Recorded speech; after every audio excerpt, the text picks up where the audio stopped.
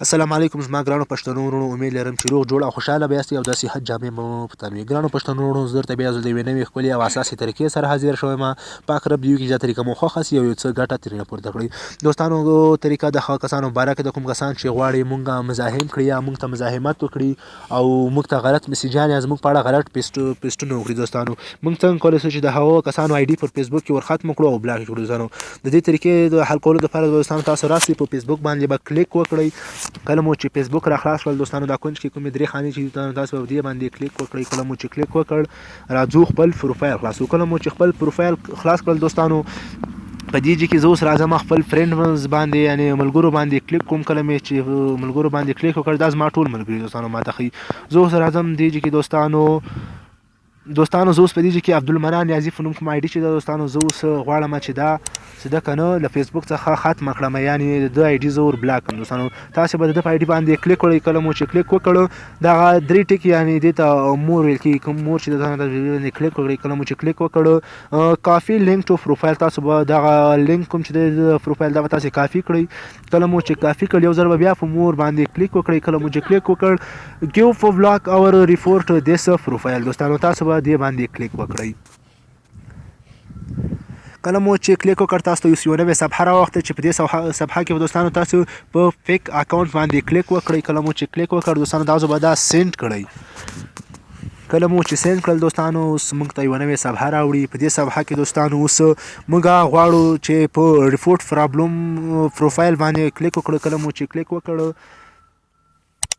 په دې ځای کې به دوستانو تاسې دا کوم ټیکمار نشانه چې ده که نه، دا به دوستانو تاسې ټیک کړئ. کله مو چې ټیک کړله، په ریپورټ باندې به کلیک وکړئ. کله مو چې کلیک وکړ دوستانو، له دې سره به اوس دوستانو تاسې دلته ګورئ بلاک ان فالو عبدل او ان فرینډ عبدل. دوستانو دغه له موږ څخه ختم شو، یعنې موږ چې دی فالو کړی هغه هم ختم شو، بلاک هم شو دوستانو، دی ان فرینډ هم شو زموږ دوستانو. دې کې به تاسې ډن وایي. کله مو چې ډن حاصل کړل دوستانو، له دې ځای څخه به تاسو دوستانو بیرته باک باندې لاړ شئ، څټ ته به لاړ شئ او دې کې به دوستانو تاسو اوس په ریپورټ اف پرابلم باندې کلیک وکړئ. کله مو چې په ریپورټ اف پرابلم باندې کلیک وکړ دوستانو، په دې کې به تاسې سمثینګ از ناٹ ورکینګ، دوستانو تاسو په دې باندې کلیک وکړئ. کله مو چې کلیک وکړ دوستانو، تاسو په دې کې پروفایل پسې وګرځئ.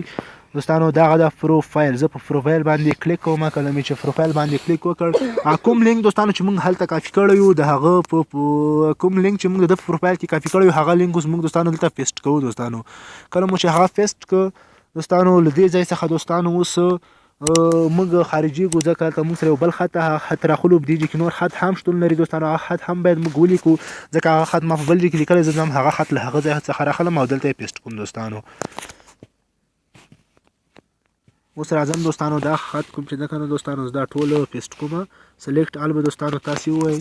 کله چې دا تاسو سلیکټ آل کړو دوستانو، تاسې دا کافي دوستانو، دا به تاسو کافي کړئ او له دې څخه به بېرته په باک باندې لاړ شئ. کله چې د باک نه لاړئ دوستانو، تاسو به یو ځل بېرته هغه کوم ځای کې تاسو لینک جوړ کړی هغه ځای باندې به یو ځل بیا پیسټ کړئ. دوستانو دا خط کوم چې تاسو به دغه دلته پیسټ کړئ. کله مو چې پیسټ کړئ دوستانو، سینډ به ووایئ.